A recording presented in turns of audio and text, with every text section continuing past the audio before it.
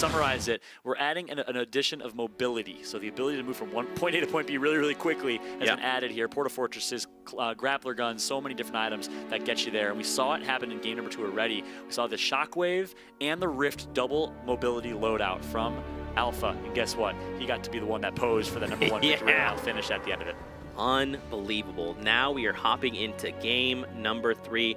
I hope these people are, look at that, there's a lot of thanking the bus driver. Thank you guys for thanking the bus driver.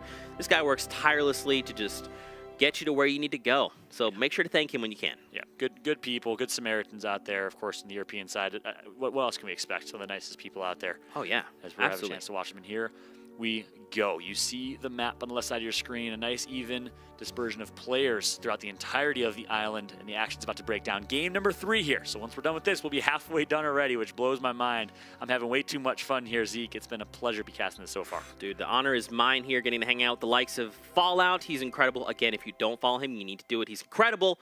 But look at this, man. We already see players opting to make, decisions where they're going to land. We see Junk Junction. We see a duo is actually split. They're so confident. They're like, hey, I'm going to take over Junk Junction. You hit up Haunted Hills. Viking Village as well. Tilted Towers is only occupied actually by 2 duos there. I mean, there's so many. There's still people en route to locations. Yeah. So I can't believe it. Look at this. The bus actually started on the west side of the island, and typically in public live matches you see everyone drop early because they're impatient, they want to get to the action. Look at the exact opposite here. If you look at the overhead map, it'll show you everyone is on the right side. We'll get that pulled up as soon as we can, but only one team Shifty Shafts, only one team Greasy Grove, one team Viking Mountain, one team Junk Junction Haunted Hills, one team Pleasant Park, and one team Tilted Towers. It's unbelievable. Yeah, man. And don't forget, ladies and gentlemen, this is the new spectator mode client that we're debuting here for the Fall Skirmish. So we'll get to see pretty much everyone's perspective. On top of that, we also want to give you guys as much information as possible, so that whenever you're looking at the top right in that mini-map, you'll be able to see additional players. So there you can see there's an additional diamond up there. So that team doesn't know there's someone else there, but we know there. So again, it's just an effort to be transparent, to keep you guys up to date, give you as much information. But look at this. Shots already being fired. Kupek takes a huge hit there. Look at that. Aragonis cracks back and says, no. Oh, wait a minute. Is that a double elim? Unbelievable. Aragonis got the elimination on both players, but he lost his teammate in the crossfire. All right. So Aragonis now with a whole load on his shoulders. He's going to have to carry his teammate, who's going to be sitting there watching, to victory. Let's see what he can do now in this one. We'll keep a close eye on him as he develops. Meanwhile, the OSERV team that we saw place, I believe, top 10 last game, game number 2, still alive here. No shields to their name just yet, but they're going to be advancing towards Dusty Divot, where there's, of course, the likes of Timmy and Crabble would love to go there. Yeah, for sure. We see, oh, Dav takes down Carrero there. And I mean, look at this. You just see players just going to town here. This is, I believe, what is this, Pleasant Park? It's Retail Row. I don't know what I'm saying. Big fight at Retail Row. Gambit, Pate 1K. Vermax sticking out there was Vermax, who was, I think actually we saw him fly with a shockwave grenade all the way over to that fight, is going to come out on top. So awarded for aggression. You like to see it there from Vermax. Absolutely. And look at this. Speaking of mobility, as a grappler gun at his disposal, some remote explosives picked up as well. You love to see it, man. I take the grappler over it. I always make a spot. You'll drop shields for it? Okay. I won't drop shields for it. I'll always make a spot. Quote it. Hashtag Zeke. I will always make a spot unless it's shields. Unless it's shields. Look, I'll drop just about anything else except shield. Like if I have like one mini, I'll drop the one mini. What about a gray pistol? No. I need the gray pistol at all times. I need the gray pistol. No, I'll drop a gray pistol for it. Anything except shields. Anything except shields. There you go. Good important clarification. Right after saying, I will drop anything. Now going forward, everyone's going to be like, wow, Zeke would drop shields for a grappler. He's so bad at the game. No. Listen, okay? I like the grappler. I don't blame you, though. I think a lot of people would agree with you. The mobility is so crucial. Not only that, but I love the fact that it's so much less likely to get caught in the storm. Which means you're more likely to see better engagements. It's never fun as a fan, as a spectator, as a player, to get stuck in the storm. That's obviously your fault if you kind of let yourself get put in that situation. But the grappler, the rift to go, so many of these different items give you a chance to really stay in the game here, and it's really awesome to see. I mean, we saw ATKs? 8-Ks. We don't see people typically take 8-Ks, but what we did see is the last game, someone had a grappler in the final few circles, and they use it to change position and change their elevation. So, I mean, awesome the stuff. grappler is crazy versatile. Crazy versatile. Yeah. Meanwhile, I mentioned it earlier, Micah and the Vitality Squad or duo is a team that you've loved to see so far. Oh and they're going to drop Risky again, 3 games in a row, and they're going to come out on top this time. Tinny is here in Dusty Divot. We see the new item, the Porta Fortress down. This thing is a monster. I mean, it just takes up so much space. It gives you cover. It's got bounce pads if you want to disengage or, you know, go full send. Wow. Tinny goes down, though. Look at this. It's G-Master on a 1 versus 2, takes out Tinny, takes Crabble to low HP, all by himself, fighting an army in this power squad between Crabble and Tinny. Can he come out on top in the 1 versus 1, though? I'm loving what I'm seeing. Those peak shots were brilliant. If you're an aspiring Fortnite player at home, take some notes here as G-Master is putting on a show. Look at this. He cracks back, though. He's super low, and no way. Wow. Crabble takes down G-Master. That means him and Tinny are back in the action. You'll love to see it, man. That was crazy. Amazing plays from Crabble. He didn't even have high ground. On low ground, was able to come out on top with the elimination. That goes to show how skillful of a player Crabble is, and Tinny and Crabble live to see another day. All thanks to the 1v1 from Crabble. Well done. But you got to give your hat off to G-Master there. Look at this. Speaking of grappler. You love to see it. Changing elevations, trying to get the drop on this player. He puts down shots. He's laying down the heavy. This ain't no drum gun anymore, Mickey TV. Is the LMG, of course, is a little bit more spray and close range. He's going to get taken out there because of it. Wow, what an interesting turn of events there. Now Sobs has to take time and heal himself. Look at this. Apostle finds himself that down, and now he's engaged here with Mickey TV. Can he lock it down? Or this is Mexi, I'm sorry. He's trying to get the high ground. Oh, Apostle. He goes down. It's just Mexi's going to secure the 11. Oh, no way his teammate was there. Swoops in from nowhere. It's Train H Sops with the save.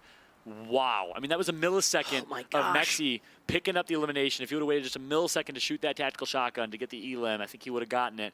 But the 1 to 2 seconds of invulnerability saves his life. What a play right there from Sops. That swooping was it out of nowhere. Unbelievable. The only thing that would have made that better is if he had a grappling gun and flew his way. Oh, yeah. 180 flick of the wrist saved his teammate. But regardless, it was still pretty beautiful. Yeah, for sure. Look at that Fnatic. They disengaged there with a Rift.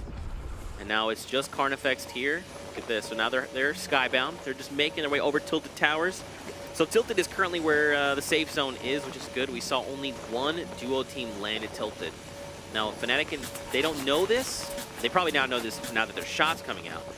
But I feel like I would have almost opted to go Tilted. I feel like. Interesting stuff. Because then you're playing Gatekeeper, right? It's like everyone outside, if they're trying to make their way, like, oh yeah, Tilted's fine, everyone's gone. Well, no, Fnatic is there. Yeah.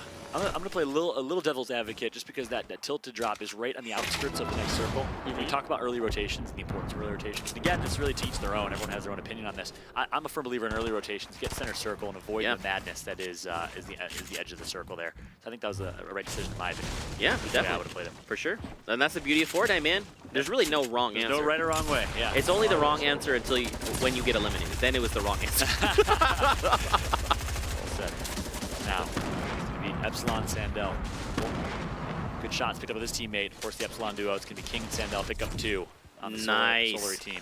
They use the Rift to go to disengage this fight. Now, keep in mind, the Rift is still there for 10 seconds. So this team could follow up. And they did. I believe they grabbed it. One is skybound, yep. Yep. Interesting scenario there. Meanwhile, in Dusty Divot, we see Madsen rotating with his teammate. No, and they actually take that back. Look at the top right of your screen. I love this spectator mode. And one thing as a spectator and viewer of Fortnite, you got to be committed. Look at the different UI or your user interface on your screen and the different clues, because you get to see now a parallel opportunity for FlyQuest Tinny over there if he wants to engage. And Svenos here, currently going down. He's trying to get the high ground, but gets cracked. Oh, no. And now it's Le and Uran. They're trying to close in on Svenos. They know he is hurt, and they're doing everything they can to just try and down him. But Kinzel's there. Kinzel is playing some amazing support fire. And this is the beauty of duos right there. Svenos is in a world of hurt in a solos game. He would have been completely taken out. But because Kinzel is able to support with some great shots of his own, I think they both get away with. They're both alive here. But no, they're actually on different teams. So the addition of Kinzel third-partying that, nope, they are on the same team. I take it back. I apologize. I thought they had different arrow colors at the top right of the screen. But exactly, that's the beauty of duos right there. So well played by Kinzel, keeping his teammate alive. Unbelievable. And now here we go over to another fight. It looks like there's 3 teams here. Aragonist has gone down. Vatu up top. Oh, and this is Mitro, who it looks like has swapped up his skin. He normally runs the Luchadores. Yeah, so not having a reload right there, and his assault rifle reloaded actually ended up costing him at least the shields of that opponent, but it's okay. He's just going to back out and reset in this scenario. Look at this, his teammate. Remember, he was the one that left with the rift on the go. You're right. So he's just now making his way back to Mitro, like, hey, what's up? Have you been doing things? It's fine. That's the other member of Wildcard, one of our favorite esports organizations. Big shout to them for sending over a few members of the Wildcard team over to PAX West in Seattle for the summer skirmish. He's competing today. It's going to be Povsy of the Wildcard team. Ooh, we saw that they're trying to send grenades over. But Mitro's prepared. He just backs off and says, look, I'm not trying to mess with that. I'm just going to build this wall, this ramp. Let's just slow down. Is that slurp juice? Stand to the right? Sure that was. He dropped a medkit and I believe the slurp juice. Interesting stuff there. So now here comes the push. Looks like they're on the hunt. They want these eliminations. Keep in mind, they only have 0 right now for Povsy. Not sure how many Mitro has, but that 4 number is the threshold. They're going to try and get that. Raining grenades right now. That's a scary sight to see. What would you do if you're getting grenades rained on you in real life? In real life? Yeah. Oh, wow. Well, I take out my blueprint. And I built some walls. Oh wait, this is real life. No wait, yeah. So I take out the blueprint. Man, that's not in the spot you want to be, especially if you're down low and someone's just hailing grenades. Look at that, Tixi goes down. These are the power of these grenades. Beautiful. And you know what's really telling of their skill is grenades have a bounce. They have an initial bounce when they touch an object. Yep. So being able to ricochet them correctly. I mean, Tixi was at full health, and that perfect balance means he goes down, and now that team is in a 1v2 situation. So. Very masterfully placed grenade there. Yeah, exactly. And look at this build battle. We saw the use of a pyramid. Actually, I believe that was Mitro that placed his own pyramid, and it ended up kind of getting him trapped in that scenario. Of course, Liquid 72 Hours was the one that really redefined that meta of pyramid placement as a defensive or offensive item and counter, and now we see almost every player doing it. It's really cool to see the addition of that maybe about 5-6 months ago. And but right in there, that situation, Mitro placed his own pyramid that ended up kind of costing him. Not the cleanest edit either to get out of it. Oh, they tried. Oh, there was 3 boogie bombs. Was that are they just trying to have fun? I believe they were trying to catch them off with the boogie bombs, hoping they would buy a little bit of time, but not knowing the distance, radius that it could travel, maybe. Because it did explode midair. Yeah, it does have kind of like a total fall off, but look at this. Still 50 players Amazing. left. I love it. I mean, much fun. Look at the map. Fallout, look at this. So they've taken over Salty Springs, right? Yep. You got 2 duos down by Fatal. You got 1 in the blue kind of making their way up. Down in the very center of the circle, you got those 2 blue teams right there. Top mountain. I mean, there's still so many people coming in. And look, there's 2 triangles moving very rapidly in right here. You got to assume they've probably rifted because they are moving. And then the gray on the far left, my shifty shafts, you have to assume they have a rift to go or something to be able to close that gap because they're playing for a defensive situation right now. Yeah, they're far. Yeah, they are very far. So the way the circle closes, the closer you are to the actual circle, like the slower the storm around you closes. So if you're far from it, it's going to overtake you quicker. But if you're very close to the circle, you actually have a little more time than you'd anticipate. So some of these guys are okay, but man, you're right. Those guys are shifty shafts. They need to start making these early rotations like you talked about. Yeah, they are on the far side. So exactly what you said. There's slow side and there's far side. It's based on proximity to that next circle. That's what makes the difference between the slow side and the far side. So if you ever notice that as a Fortnite player, sometimes the storm closes a little faster than others. That's why. You got my man Zeke here breaking down the logics and the insights. I appreciate it. Awesome stuff here. Nothing but the best here from Zeke, guys. Every single week of Summer Skirmish, he casted, and it was brilliant delivery. Really awesome to have him on board. A big shout to this man. Show him some love on Twitter. Zeke for PM. No, you're too guys. Stop. Don't get him. Don't get him doing that. At Zeke of his prime. Zeke for PM. Don't do that. Don't do that. You deserve it, my friend. Things are slowing down here, so we can have some fun. But action's about to break down here momentarily. In 25 seconds, that storm will be collapsing, and it will be a smaller circle. Keep in mind, I think only we said 50 people. This is a lot smaller of a game than we saw 64 when that final circle was there in game number 1. Yeah. So like you said, people may be a little bit nervous in game 1. You're seeing them warm up a little bit and get a little more confident in game number 3. That's right, man. And don't forget, with the current format, I mean, players are looking to earn points as quickly as possible. Victory hours are worth 3 points. Second and third are worth 2, and fourth and fifth are worth 1. And I mean, especially with these elimination thresholds, I mean, don't forget, if the duo combined can earn 4 eliminations, they get a point. So every single elimination matters. Even the difference in 1 point, we even saw this at PAX, 1 point is enough to just move you and skyrocket you through the standings. So Everyone doing the best they can. Now it's like, you're right, they're all warmed up. They're halfway through. They're like, hey, let's start playing for these points. Exactly. And look at this fight here. It's kind of an interesting one. We got low ground versus mid ground. It's Wildcard Alpha. Our friend Alpha. And Big Dominate, very weak. He's going to use the Impulse Grenade for mobility. He's going to be able to get some cover above himself as well. But his teammate that is in Clyde is going to be pushed up for aggression. He's going to get knocked a little over-aggressive here for Clyde. Meanwhile, Mirwana in a 1 versus 2 situation. Not the best place to be in, but this is when our All-Stars rise. Can he do it? Mirwana in a 1 versus 2. Alpha takes out his teammate in Clyde, so it's official now. Mirwana left to carry his duo in this one.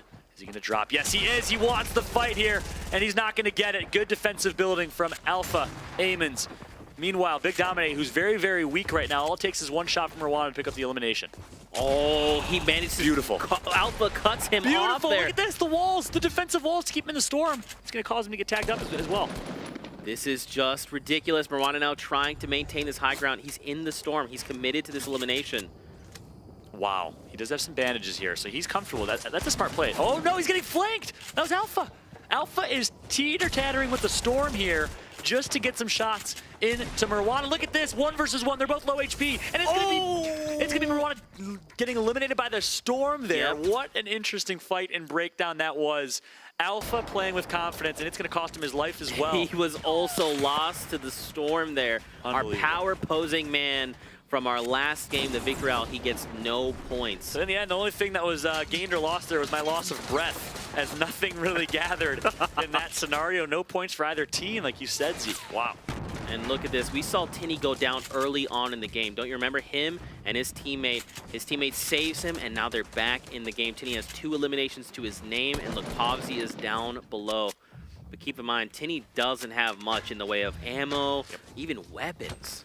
Here's some grenades. One's going to go down. That's Povsy. Tinny's going to be rotating low side because he gets a little bit fearful of those grenades, which can knock down his structure in an instant. Actually, no, Povsy's still up. Povsy's teammate that is down right below Tinny.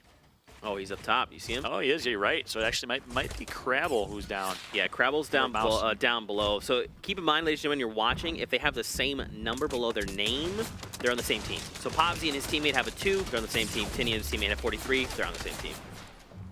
For clarity. Yep, it's beautiful clarity. I think well-needed clarity as well.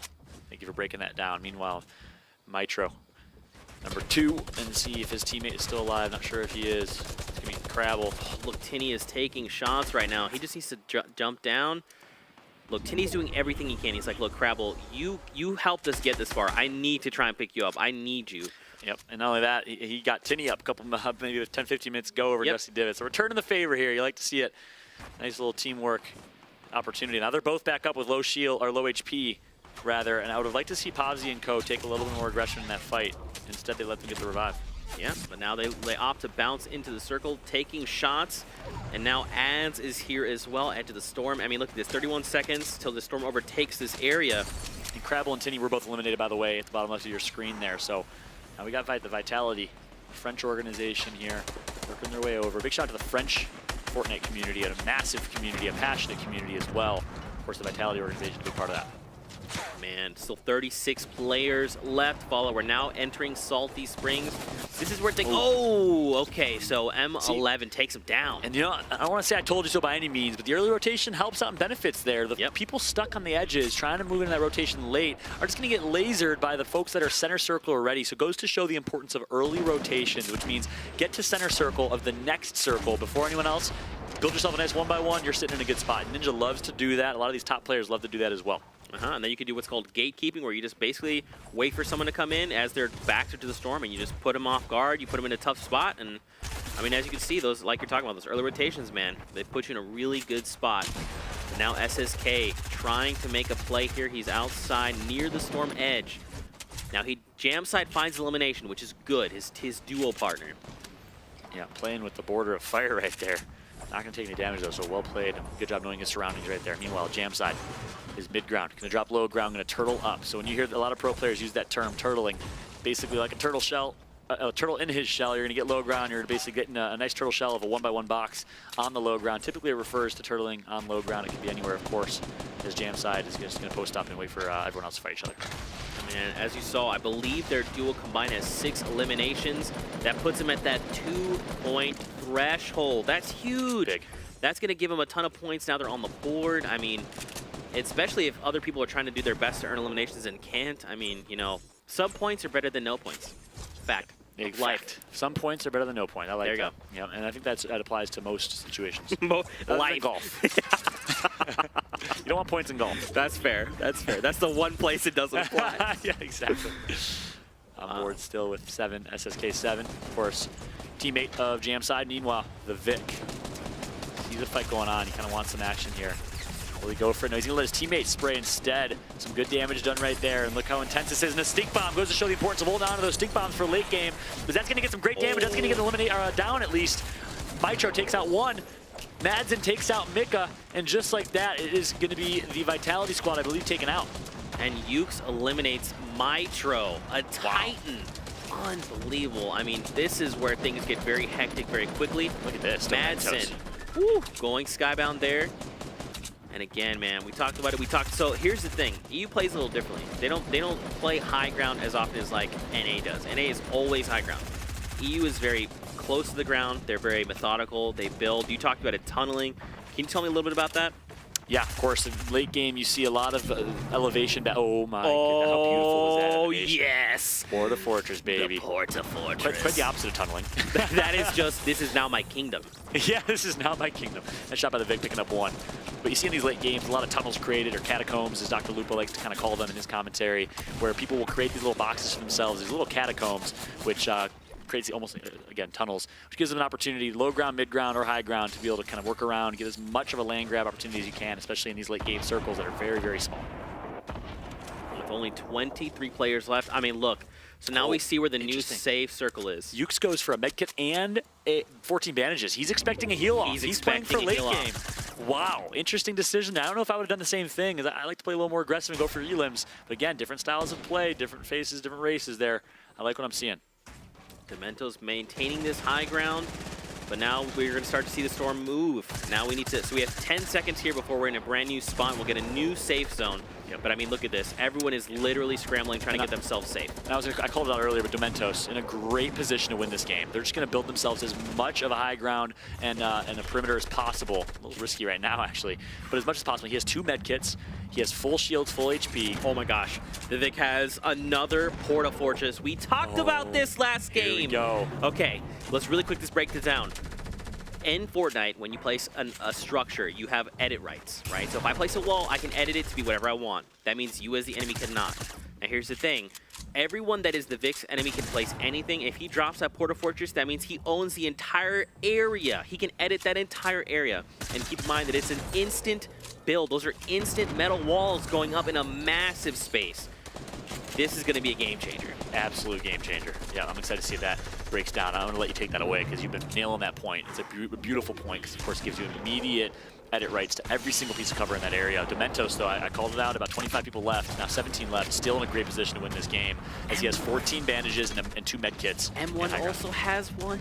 Oh my gosh, 2 Porta Fortresses here. It's going to be the Vic that picks out elimination with the shotgun. That's a heavy, gold heavy shotgun for him, and now he's just giving himself as much of a perimeter as possible, and he set himself up for a nice Porta Fortress use here. Oh no. He's literally at the very edge of the storm wall. All right, I think it's go time. I think one of these players needs to use a Porta Fortress. It's time. Lay your kingdom down. And was it the Vic, and who else has one? I honestly, it's been so, I can't remember. There's been so much action. 2 members have a Porta Fortress right now. It's 2 separate Porta Fortresses that can be used, and look, he has it out. He has it out. Will he do it? I think he waits for the next circle. The next circle is a guaranteed. You know what he could do? Dimension. So he can use it one of 2 ways. He can use it offensively to set himself a space to move into, or he can do this, and he literally is stopping players. They literally have to break through his metal walls before they cannot edit. Yep. And it's built to 100%. They have completion. Look at this. So now a bunch of players are caught in this thing. They have to break the walls. There's fire left and right. 9 players left. Look. Okay, so it was Solar. They have the second one. It was. And look, they can edit. That's what I'm talking about. You have the space, you have the walls, you make the edit, and you find eliminations. Beautiful. They could not have made you look like more of a genius right there, because that's exactly what happened. What a great breakdown of action right now. Meanwhile, it is Domentos that still has high ground. His teammate Kinzel, I believe, was taken out in that engagement. But Domentos, again, someone has high ground over him. That's Saginaw. He's gonna. Oh, that's his teammate. I apologize. I got so excited. I gotta look at these numbers better. I talk about being an observative viewer. I got to do it better myself. My apologies there. But nice job by Dementos holding high ground. 2 med kits. They're in a great position. Oh, he tried.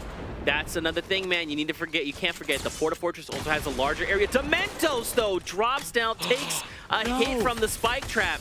And look at this. It's just players raining down, loot raining from the heavens. It's a 1v3. All the Sackner Sackner up top.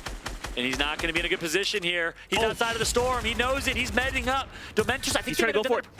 He's trying to go. He's up top. Can he find him? He's behind you. Oh, my goodness. Look at the action here. He's going to take out one. A 1 versus 1 for the win here. He's going to get taken out for a 2nd place finish. Oh, my goodness. What an end right there. We need at least 5 minutes to break down what we just saw. That was brilliant Fortnite gameplay. There was so much that just happened in that tiny moment of time. Wow. Okay, so we'll get some replays going in just a moment, but let's talk about, there was a lot of things that happened. So first off, the massive game changer was the 2 Porta Fortresses, right? The first one goes down and keeps people from moving the way they want to move, right? They have to sit there and break down those metal structures. The second one was the second Porta